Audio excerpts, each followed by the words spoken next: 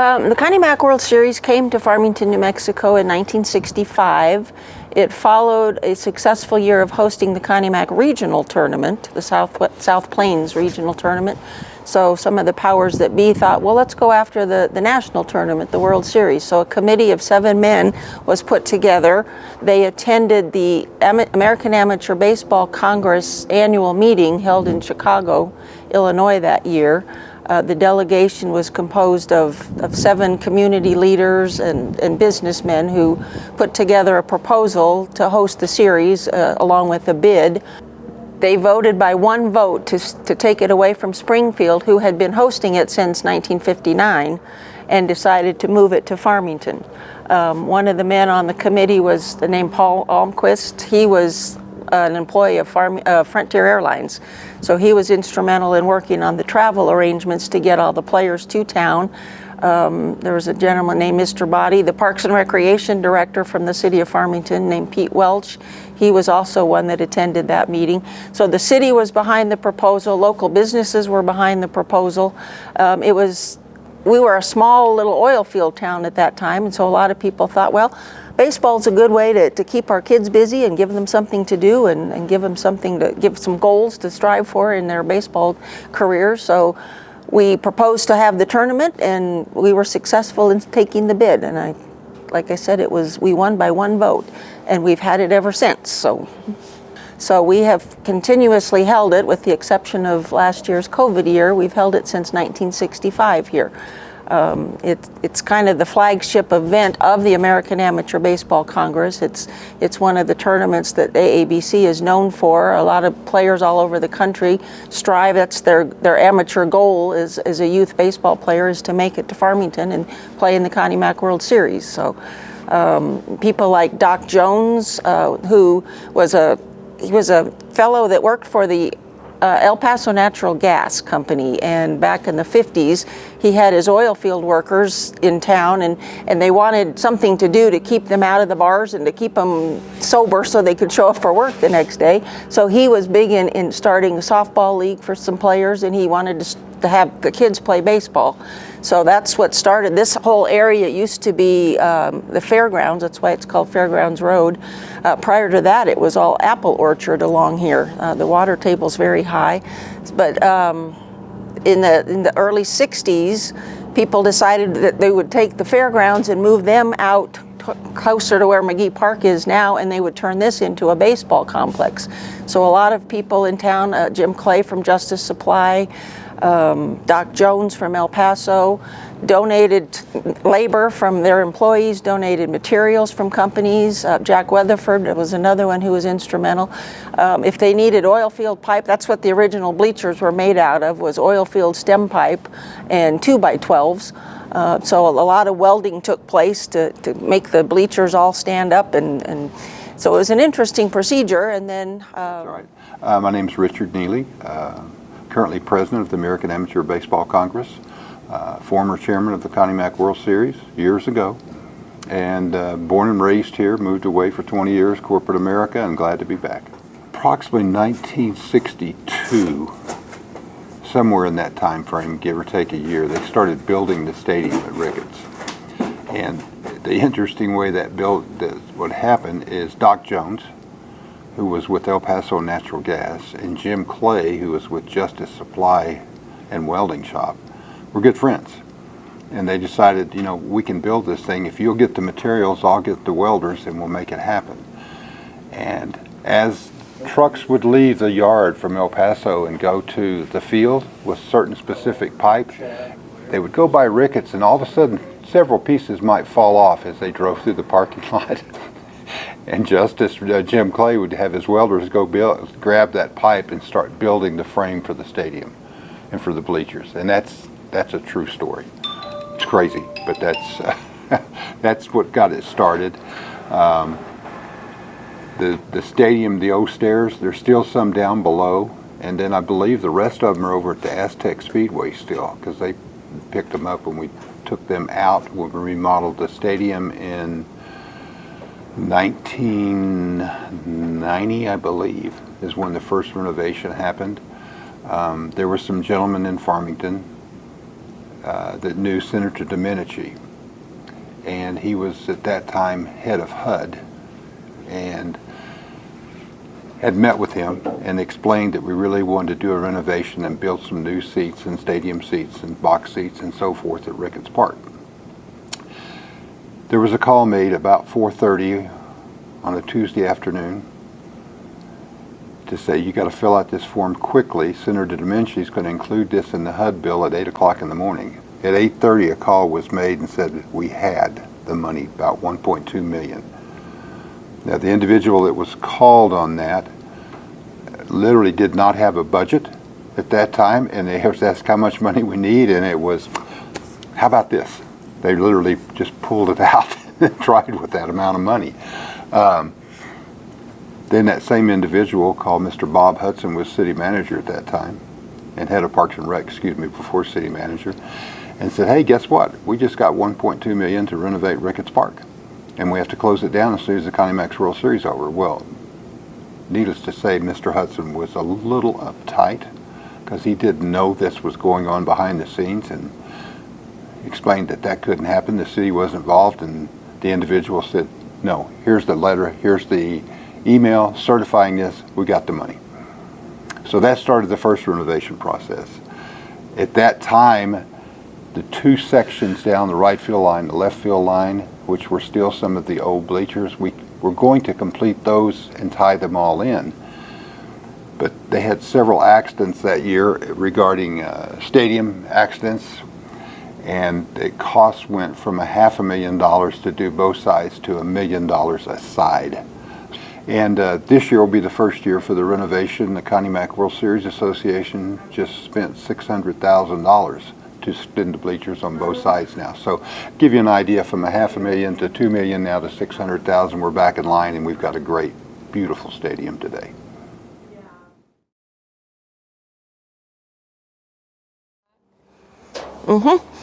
Doc Jones, who was very instrumental in the development of the tournament, he served as the Connie Mack national president in AABC for several years. He was in charge of assigning the umpires for the games.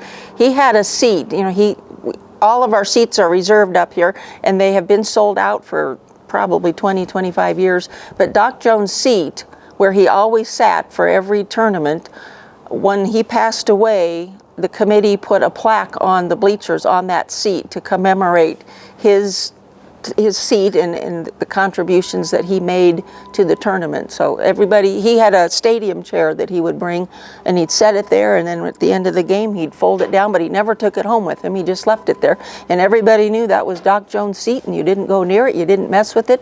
A lot of scouts that come, we have professional scouts that come from all over the country for each of the major league teams, because they're looking, these are 18-year-olds, so they're going to be, if they're any kind of a talent at all, scouts want to look at them and know what they're going to do in college, or if they're going to go directly to the majors. But a lot of scouts would stop off and visit with Doc Jones, because he was always good for a laugh and good for a story about baseball, and always good for a joke. And a lot of scouts that came back year after year developed some lifelong friendships with Doc too. So when he passed, he was sorely missed, but we commemorated him through a plaque on his bleacher seat.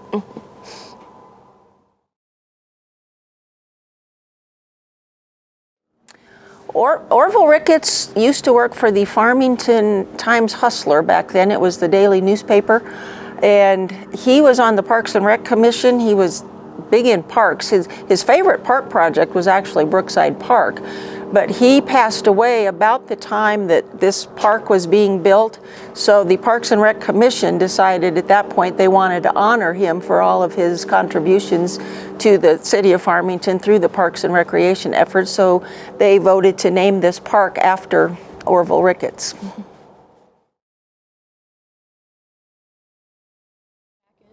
I do know who Connie Mack is. Connie Mack, his real name is Cornelius McGillicuddy. He was a baseball player. He was a catcher, actually. He's better known as a manager. He managed the Philadelphia A's. I believe he holds the record for the most wins by a manager, because he managed from the 10s up through the 50s, like nearly 40 years. He would manage, you see managers today, they're in uniform like the players are. But he managed in a three-piece suit, vested, and he always wore a little straw hat, kind of a little flat straw hat. And he was known as the tall tactician. So he was a very successful manager. He won some World Series. But his name was shortened to Connie Mack, and that is the age group in the AABC. It's the 18 and under group.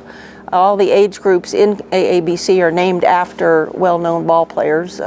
They start with Roberto Clemente, Willie Mays, Pee Wee Reese, Sandy Koufax, Mickey Mantle, then Connie Mack, and then we end with Stan Musial. So a lot of people don't know Connie Mack as well. He wasn't as good a player as he was a manager. He was much better as a manager than a player. He had a much longer career as a manager.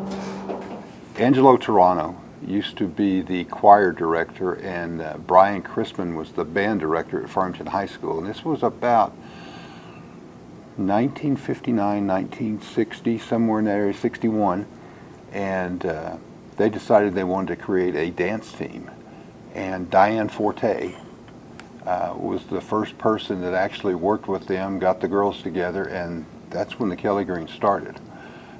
And that's they haven't stopped since then, obviously. They've been involved with Connie Mack as far as I can remember. I mean, back to some of our first tournaments, we actually were flying people into Farmington on Frontier Airlines. And they would line the walkway coming out, and they started there, and it hadn't stopped. So they still line up and welcome all the players to this day. The Kelly Greens, they are the drill team from Farmington High School. We used to have them be kind of the ambassadors, and they would greet the players. And then when Piedra Vista High School was built, we would use the Piedra Vista Panteras also. So both of those groups, those dance teams, would welcome the players as they got off the bus at the Civic Center, and then escort them to the registration area where we would check their credentials and all that kind of stuff. They also perform one night on the field, do a little dance performance each night. Again, to be ambassadors for the players. They would help with float building. They would help with the social events that each team would put on. So each region, we had 8 regions at one time, then we had 10, we've had 12.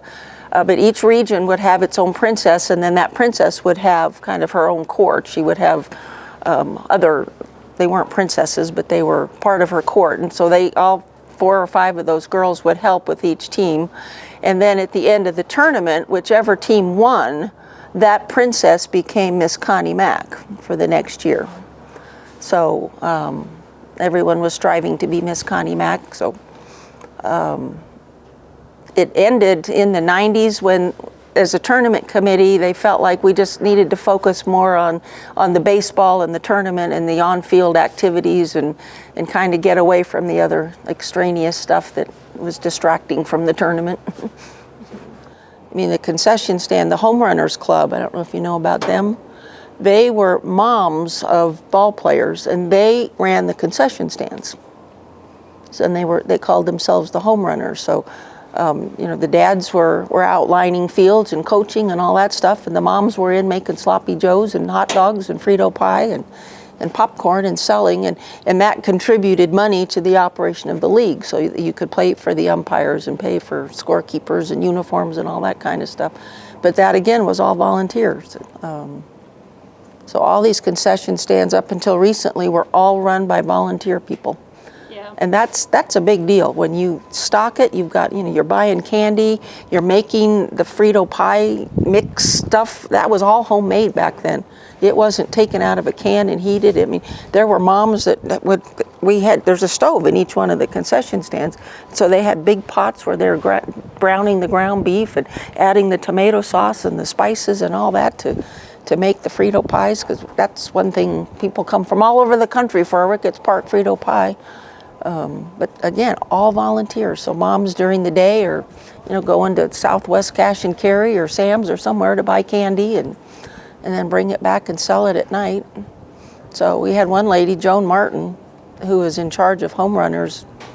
She was probably the president for a good 20 years, just as a volunteer.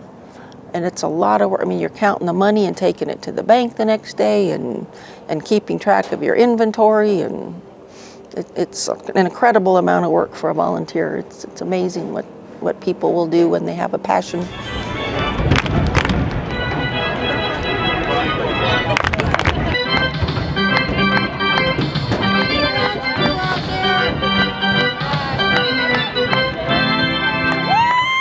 The structure of the Connie Mack World Series is we have a general chairman who serves for 2 years, and then underneath that person is a vice chairman, and then we have a secretary and a treasurer, and then there are 5 other board members that comprise the board of directors of the Connie Mack World Series.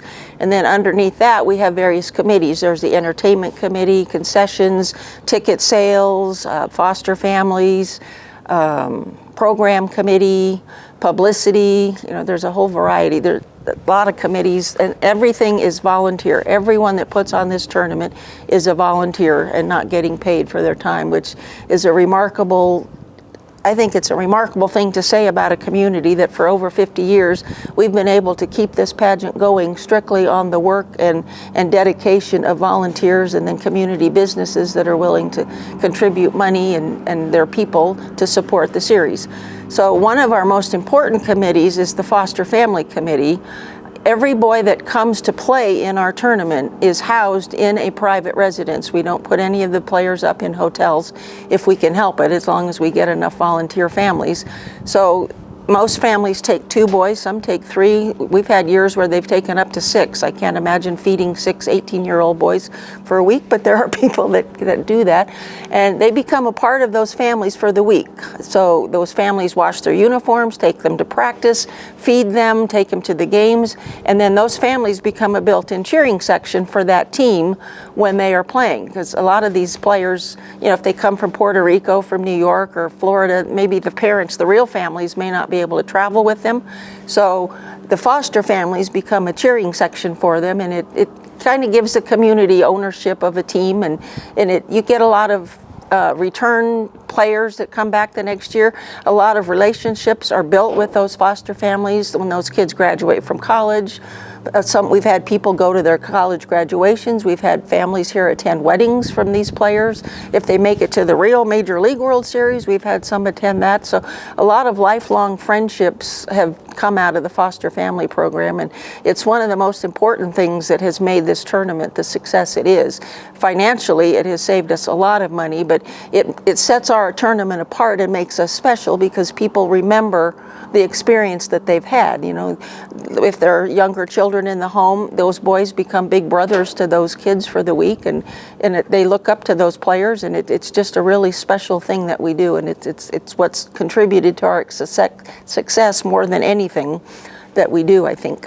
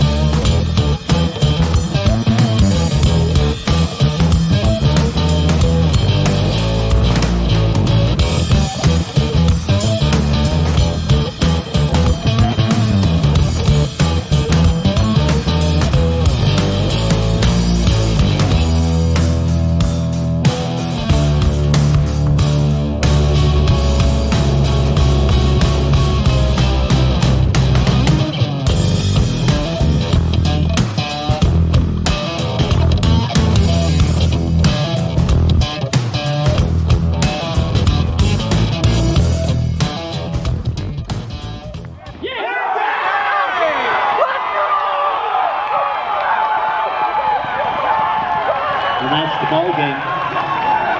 Your final score, the Midland Redskins 8, the Dallas D-backs 4. Ken Griffey Jr., I was fortunate enough to be his caretaker, I guess, when he was here and put in our Hall of Fame and speakers. So I got to spend a lot of time with him, alone, away, and he's still humbled about the Connie Mack World Series. I mean, he was a young 16-year-old kid when he played here. And this was U18, so he was already 2 years younger than everyone else. And of course, he signed right out of high school and Hall of Fame career. He put a big punctuation on that when nobody else has done that. But we've had several Hall of Famers play here. You know, I could get a list for you and go on forever. The AABC itself, as far as putting people in the major leagues, is just under 1,000 people.